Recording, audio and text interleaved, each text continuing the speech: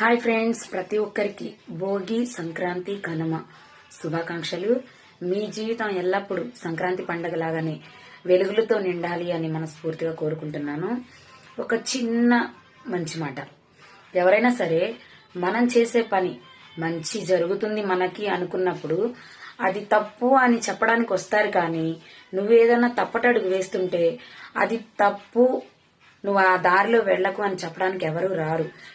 ఎక్కడ మంచిగా బాగుపడిపోతారో అని పుల్లలు పెట్టడానికి చాలా మంది ఉంటారు. ఇంకొకటి, నీకేదో సహాయం చేసేస్తారేమో నువ్వు ఎదగడానికి, లేదంటే నీకేదో మంచి జరుగుతుందని మంచి మాటలు, లేదంటే డబ్బు పరంగా హెల్ప్ చేయడము, మాట పరంగా హెల్ప్ చేయడము చేస్తారేమో అని ఎప్పుడు ఆశించకు. ఎందుకంటే అలాంటి జనాలు ఎప్పుడో మాయమైపోయారు, అంతరించిపోయారు.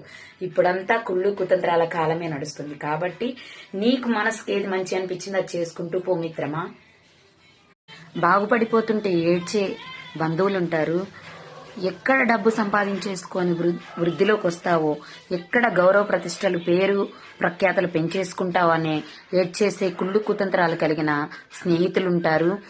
ఇంకా చెప్పాలి అంటే మన చుట్టూ కూడా బాగుపడుతుంటే ఓర్చుకోలేని గుణాలు, బుద్ధులే ఎక్కువైపోయిన జనాలే ఉంటారు. కాబట్టి మనస్ఫూర్తిగా భగవంతుని నమ్ముకొని ఎవరికి హాని కలగకుండా నీకు, నీ కుటుంబానికి మేలు జరిగేలాగా, అలాగే వీలు కుదిరితే 10 మందికి మంచి జరిగేలా మీ పనులు చేసుకుంటా పోయారనుకోండి, ప్రతిరోజు కూడా మీ ఇంట్లో సంక్రాంతి పండుగలే నిండుతాయి.